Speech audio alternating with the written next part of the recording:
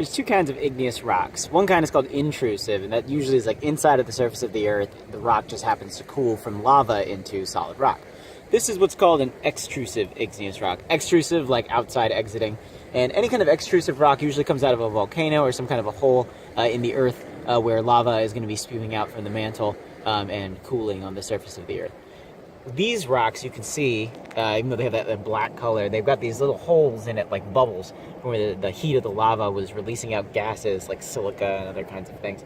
When you have rocks that have a lot of bubbles like this, and you can even see some of the streaks from the lava, that means that this rock probably cooled really quickly, most likely as soon as it made contact with the surface of the ocean. If a rock cools more slowly, you might see small crystals inside of it, whereas the faster it cools, you might find big crystals.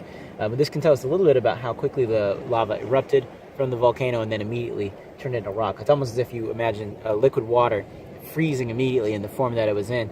This was liquid rock, and it froze into this solid rock in the form that it's in.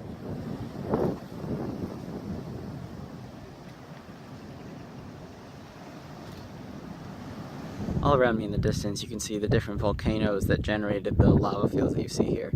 There's tons of them, and they're all pretty clearly little volcanoes that erupted at some point or the other, with the most recent being about 120 years ago.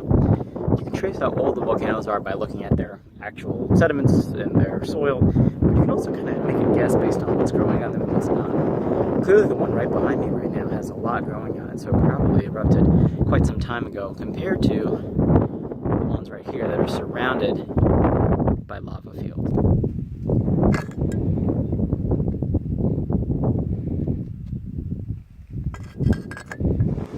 There's a couple different kinds of terrain behind me on this volcano, but the big thing you can see are these, looks like collapsed tunnels.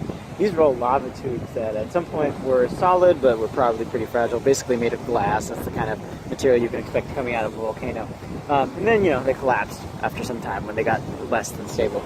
However, on the opposite side, you can see this really black, like land that doesn't have any vegetation on it. This eruption, the lava tubes, was about 800,000 years old. And here, on this side, that's about 120 years old. That volcano erupted really recently, so there's nothing growing on it because everything that was on it has died. And you see this really nice, black, really clean lava.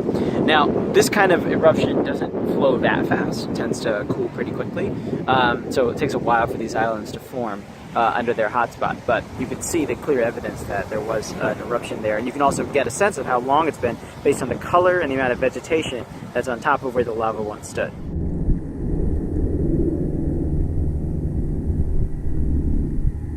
Once this total devastation, like the volcano that set up a lava field on this island, or an earthquake, or a hurricane, or anything else that would destroy a habitat entirely, we have a couple pieces of evidence that let us know that something must have colonized them far away. And one of those is this little stone right here. It's called pumice. And pumice is a really light piece of volcanic ash that basically just solidified together like a sedimentary rock. Now, you would think you would find these by a volcano, but there's only one volcano in the Galapagos that produces this stone. It's about 25 miles away. The nice thing about pumice is that it floats. And so if you find it on an island that it shouldn't belong on, then you know that it must have floated there on a current of some kind. And if this stone can float 25 miles away, you better bet that seeds and logs and lizards and other kinds of things could also float that far because the current is that strong.